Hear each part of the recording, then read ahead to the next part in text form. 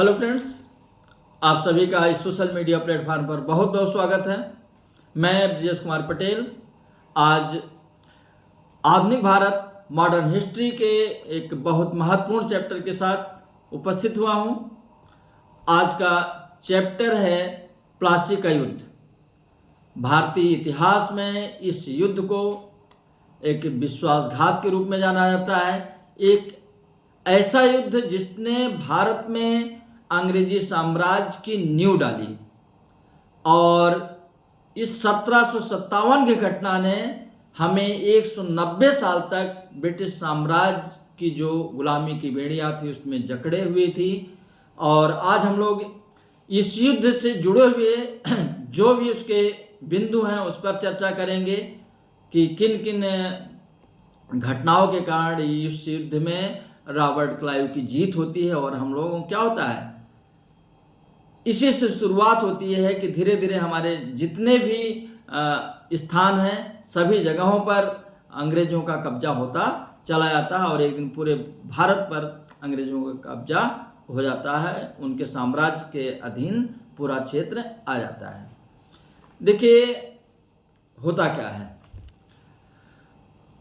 बंगाल जिसमें east India company की स्थापना होती है उस समय बंगाल ही क्या था, भारत का प्रमुख केंद्र था, सत्ता का केंद्र था।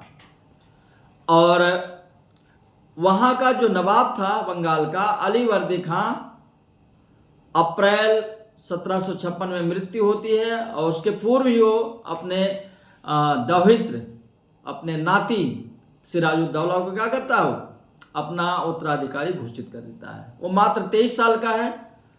उसके दरबार में उसकी बेटी भी है, घसीटी बेगम है, मीर जाफर मुख्य सेनापति है, राय दुर्लभ सेनापति हैं, सेठ जगत हैं, अमीर चंद हैं, बहुत सारे ऐसे लोग हैं जो कि चाहते हैं कि सत्ता उनके हाथ में आ जाए। जब 23 साल के इस नवयुवक को उत्तराधिकारी घोषित कर दिया गया तो सबको ये बात बहुत ही नागौर गुजरी, बहुत ही सबको क्या कर दिया, विचलित कर दिया। और प्रमुख रूप से इसमें जो मुख्य सेनापति मीर जाफर और जो सिराजुद्दौला की मौसी घसीटी बेगम थी। और सिराजुद्दौला के गद्दी पर बैठते ही इन लोगों ने क्या किया, षड्यंत्र रचना शुरू कर दिया कि किस तरह से इसको गद्दी से हटाया जाए, इसको या मौत के घाट उतारा जाए। और इस काम को पूरा करने के लिए उन्होंने किसका सहारा लिया, अंग्रेजों का सहारा लिया। रॉबर्ट क्लाइव से उन लोगों ने संपर्क किया। रॉबर्ट क्लाइव को भी ऐसे लोगों की जरूरत थी, अंग्रेजों को भी ऐसे लोगों की जरूरत थी कि जो घर के भेदिए हों और जो विश्वासघात करने के लिए तैयार हों और उनको लालच आदि दे करके क्या किया, अपनी तरफ किया जा सके। तो जो यहाँ बंगाल में आपसी लड़ाई थी, घर की लड़ाई थी, सहमत का जो खेल चल रहा था, उसके कारण क्या हुआ, एक ऐसा युद्ध होता है कि जो लंबे समय तक भारत को गुलामी की बेड़ियों में जकड़ दिया। जब सिराजुद्दौला गद्दी पर बैठा उसके कुछ ही महीने बाद जून में क्या होता है, कालकोठरी की घटना होती है जिसे कि इतिहासकार काल्पनिक घटना बताते हैं। लेकिन इसी काल्पनिक घटना के आधार पर रॉबर्ट क्लाइव ने क्या किया, एक उसको बहाना मिल गया कि हमारे अंग्रेज जो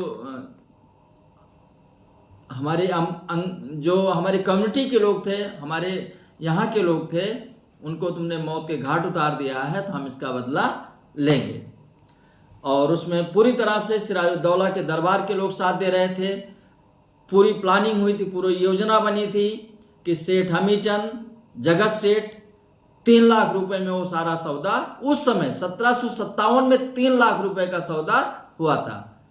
और जो मुख्य सेनापति मीर जाफर था उससे सौदा हुआ था कि तुम्हें क्या किया जाएगा, बंगाल का नवाब बना दिया। इसलिए वो भी पूरी अपनी हिम्मत जितनी उसकी थी, पूरी हिम्मत के साथ वो उनका साथ दे रहा था। उसको ये लालच था कि मैं क्या हो जाऊंगा, बंगाल का नवाब बन जाऊंगा। अलीवर्दी खान ने तो नहीं बनाया, लेकिन मैं अंग्रेजों के सहारे से बन जाऊंगा। अब 12 जून को देखिए क्या हो रहा है। 12 जून को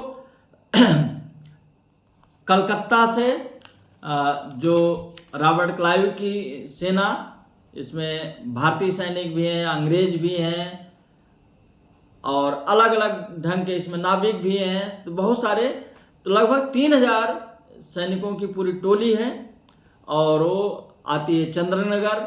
वहाँ की फौज से पूरा मिलते हैं सब। कुछ सैनिकों छोड़ करके ये लोग आगे बढ़ते हैं। जब आगे बढ़ते हैं कहाँ, तो ये अभी कलकत्ता से जब आगे बढ़ रहे हैं तो इनको जाना है कहाँ पर, उत्तर तरफ जाना है। और जो मुर्शिदाबाद है उस समय की जो राजधानी है, तो वहाँ से सीधे दक्षिण में कलकत्ता पड़ता है, लेकिन बीच में पड़ता है हुगली, पड़ता है प्लासी, पड़ता है और पड़ता है कटोया। प्लासी में युद्ध हुआ था। तो लगभग ये मानिए कि कलकत्ता से प्लासी की दूरी उत्तर दिशा में 150 किलोमीटर थी और उसके और आगे जाने के बाद राजधानी मुर्शिदाबाद थी। अब कलकत्ता से चल रहा है रॉबर्ट क्लाइव और हुगली पहुंचना है। हुगली और कटोया दो ऐसे किले थे जो कि सिराजुद्दौला के अधिकार क्षेत्र में थे। जब तक उन दोनों किलों को नहीं जीतता तब तक आगे नहीं बढ़ सकता था। उसके पास इतनी बड़ी सेना भी नहीं थी कि आसानी से जीत जाता। उसको सारी चीज़ों का अनुमान था, लेकिन जो उसका हौसला बढ़ा हुआ था वो मीर जाफर और उसके जो साथी थे उनके कारण बढ़ा हुआ था कि हमें कुछ होना नहीं है, हम हर जगह जीतते हुए आगे निकल जाएंगे। जब हुगली पहुंची उसकी टोली, सैनिकों की टोली, तो हुगली का जो फौजदार था, हुगली में देखिए, हुगली में भी उसकी हिम्मत नहीं पड़ रही थी और लेकिन वो जो मीर जाफर से वादा हुआ था उसका, उस आधार पर वो वहाँ पर घुसता है तो देखता है कि वहाँ का जो फौजदार है उसने तो कोई रिएक्शन ही नहीं दिया, बल्कि क्या किया, जैसे कि बारातियों का स्वागत किया जाता है उस ढंग से वो स्वागत कर रहा है और सैनिक टुकड़ी आगे निकलती चली गई। जब आगे लोग निकल गए कटोया के पहले, फिर ये लोग रुक गए। क्यों रुक गए? क्लाइव को अभी डर था कि इस घटना की सूचना सिराजुद्दौला को मिलेगी और सिराजुद्दौला निश्चित रूप से मुख्य सेनापति को दंडित कर चुका होगा, उसको मौत के घाट उतार चुका होगा और उसके बाद हम लोगों के ऊपर हमला बोला जाएगा। हम लोगों को क्या गति होगी? हम लोग तो मारे जाएंगे, कोई संदेश देने वाला भी नहीं मिलेगा। और इसी बीच 16 जून को सेनापति मीर जाफर का संदेश रॉबर्ट क्लाइव को मिलता है और बताया जाता है कि गुप्तचरों के कारण वो संदेश नहीं भेज पाया था। उसको डर था कहीं हमारी जो रणनीति हो उसका खुलासा ना हो जाए और उसने कहा कि आप कटोया पर हमला करिए, वहाँ आपको कोई रोकने टोकने वाला नहीं होगा, आप फिर आगे बढ़ते चले जाइए। लेकिन उसके पांव कांप रहे थे रॉबर्ट क्लाइव के। डर रहा था कि उससे बातचीत तो हुई थी लेकिन उसके ऊपर भी पूरा विश्वास नहीं था, क्योंकि उसको ये डर लग रहा था कहीं उसकी पोल खुल न जाए और सब दंडित न कर दिया जाए और हम लोग भी बेवजह मारे जाएं। करने चले यहाँ कब्जा, हम लोग उल्टे जान गंवानी पड़ जाए। उसके बाद जब वो कटोया में पहुँचता है तो कटोया के पहले जो बातचीत होती है सब कुछ होता है और जो मीर जाफर है, मीर जाफर को दंडित करने कौन कहे, मीर जाफर से मिलने खुद सिराजुद्दौला आ रहा है पालकी में बैठ करके और उसको संतुष्ट करने की कोशिश कर रहा है। और मीर जाफर ने झूठी कस्में खाई, कुरान की आयतों की उसने कस्में खाई, सब कुछ किया और वो उसको क्या किया, विदा कर दिया। और एकदम अब रॉबर्ट क्लाइव को एकदम पूरी तरह से संतुष्ट कर रहा है कि अब आप एकदम निश्चिंत रहिए, जीत आपकी ही होगी। कटोया का जो फौजदार था उसने क्या किया, थोड़ा बहुत युद्ध का नाटक किया और कुछ देर बाद वहाँ की जो झोपड़ी और सब कुछ घर आदि थे उनमें आग लगा करके वो सब वहाँ से भाग गए। इसी माहौल में गांव के भी सारे लोग वहाँ से भाग गए जो उस क्षेत्र में थे। और बताया जाता है कि उस क्षेत्र में इतना चावल रॉबर्ट क्लाइव के सैनिकों को मिला कि वो पूरे साल भर आराम से बैठ करके वहाँ खा सकते थे। अब जब कोटोया को पार किया तो फिर संदेश उसका आता है कि अब आप आगे बढ़िए और हम आपके साथ हैं।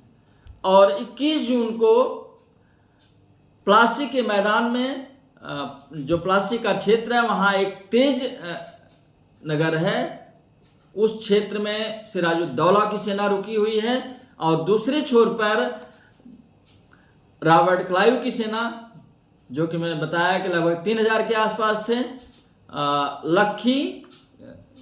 लखी का बाग का मैदान है। लखी का बाग इसलिए लोग बताते थे कि वहाँ पर लगभग 1 लाख के आसपास उस बाग में पेड़ थे। और 23 जून को अब क्या हो रहा है, 23 जून को सिराजुद्दौला अपने, जो कि दो उसके सेनापति हैं, मीर मदन है और मोहनलाल है, इन दोनों को आदेशित करता है वो कि इन सब के ऊपर क्या करो, आक्रमण करो। और मीर मदन अपनी जो तोप है उसमें पलिता आदि लगाता है और फिर वो क्या करता है, हमला करना शुरू कर देता है।